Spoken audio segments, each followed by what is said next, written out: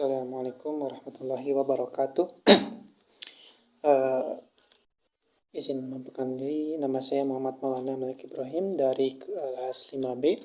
Baik, di sini saya akan membahas terkait tafsir ayat akidah, Quran surat Al-Hasyr dan Quran surat Ibrahim dari ayat 21 sampai 24 terlebih dahulu.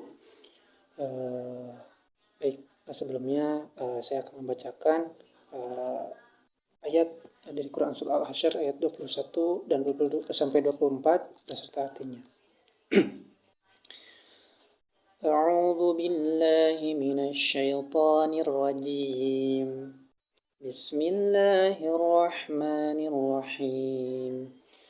Law anzalna hadzal Qur'ana 'ala jabalin ra'aitahu khashi'an mutasaddi'an من خشية الله وتلك الأمثال نضربها للناس لعلهم يتفكرون والله الذي لا إله إلا هو عالم الغيب والشهادة هو الرحمن الرحيم هو الله الذي لا إله إلا هو الملك القدوس السلام المؤمن المهيمن العزيز الجبار المتكبر سبحان الله عما يشركون هو الله الخالق البارئ المصور له الأسماء الحسنى يسبح له ما في السماوات والأرض Wahuwal azizul hakim. Terjemahnya untuk ayat 21. Seandainya jika kami menurunkan Al-Quran kepada sebuah gunung, maka kamu akan melihat gunung itu tunduk dan terpecah belah dikarenakan takut kepada Allah SWT. Perumpamaan itu kami buat agar manusia berpikir. Dialah Allah, untuk ayat 22, dialah Allah. Tidak Tuhan selain Dia. Dialah yang Maha mengetahui apa yang gaib dan apa yang nyata. Dialah yang Maha Pengasih lagi Maha Penyayang. Ayat 23-nya, dialah Allah. Tidak Tuhan selain Dia. Maha Raja yang Maha Suci, yang Maha Sejahtera, yang Maha menjaga keselamatan, yang pemilik segala pemelihara keselamatan, yang Maha Perkasa, yang Maha Kuasa dan Maha Pemilik keagungan. Maha suci Allah dari segala apa yang mereka persekutukan. 24-nya, dialah Allah, tidak Tuhan selain Dia. Dialah yang Maha menciptakan, mengadakan dan membentuk rupa. Dialah yang memiliki nama-nama yang indah. Dialah yang Maha Perkasa dan yang Maha Bijaksana. Untuk pendapat mufassir terkait tafsir Al-Hasyr ayat 21 sampai dengan 24 ini, untuk ayat 21 itu dari tafsir Al-Muyassar dikatakan bahwa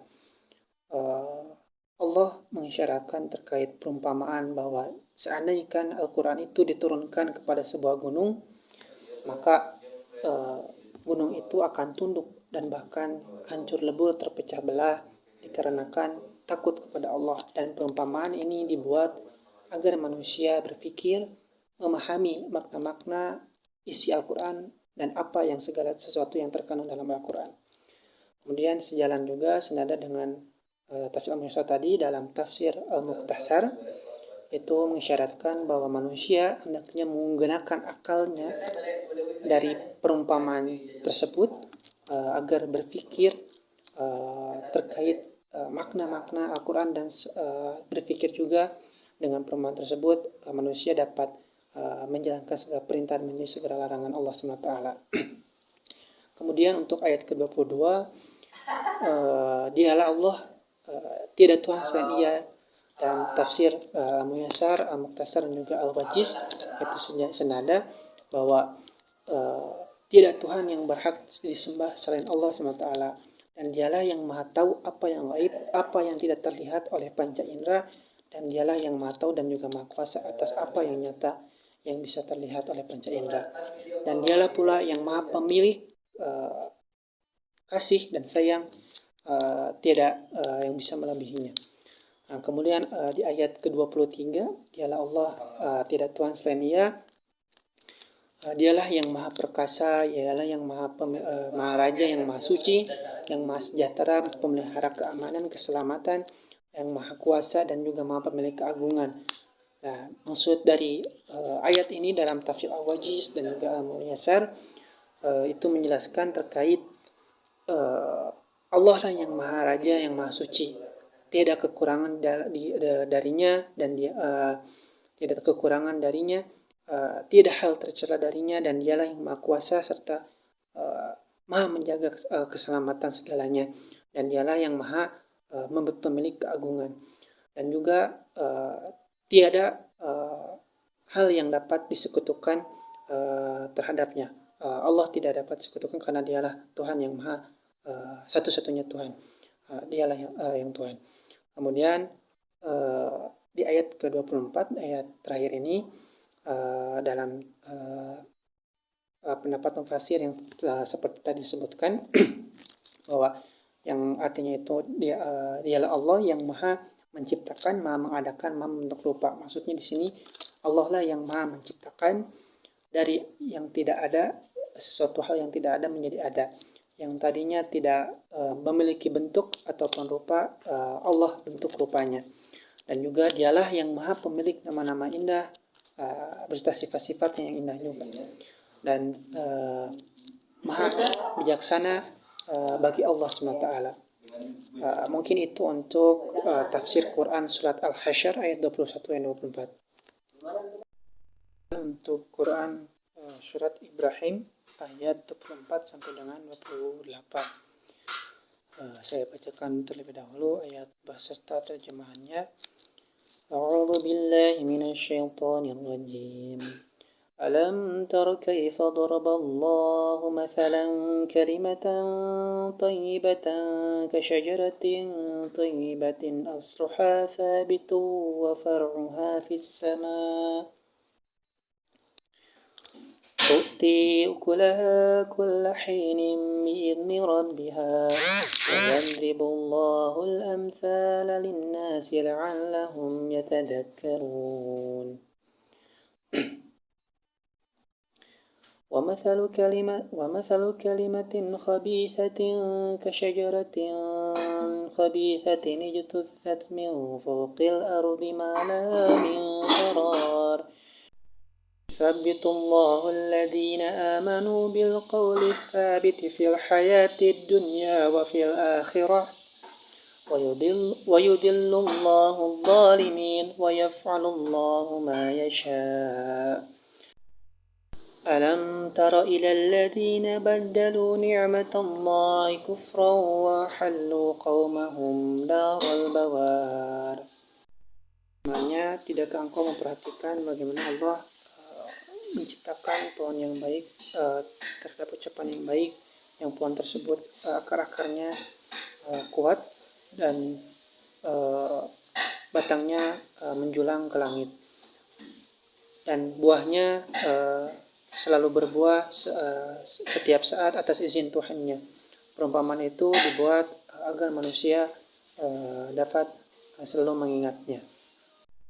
Allah membuat perumpamaan ucapan yang buruk dengan pohon yang buruk, yang akar-akarnya dicabut dari permukaan bumi dan tidak dapat tegak sedikit pun. Dan Allah menunggukan iman orang-orang yang beriman dengan ucapan yang teguh, dan Allah menyesalkan orang-orang yang zalim terhadap Allah, dan juga Allah melakukan apa yang Dia kehendaki.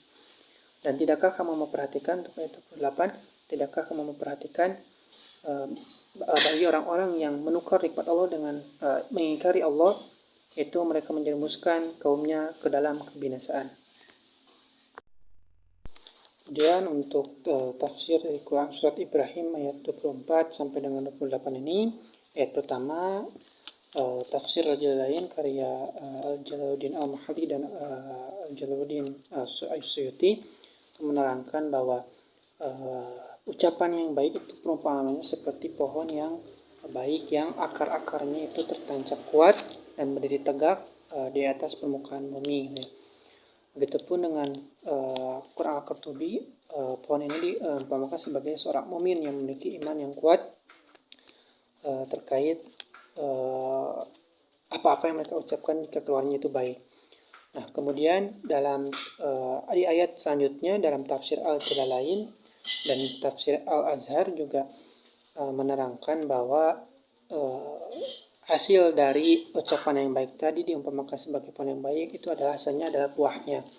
Dan pohon tadi ini diartikan sebagai pohon kurma. Yang mengapa pohon kurma? Karena seperti dalam hadis Nabi SAW bahwa seorang mukmin itu seperti pohon kurma. Kenapa? Karena ketika engkau menemani orang itu maka bermanfaat.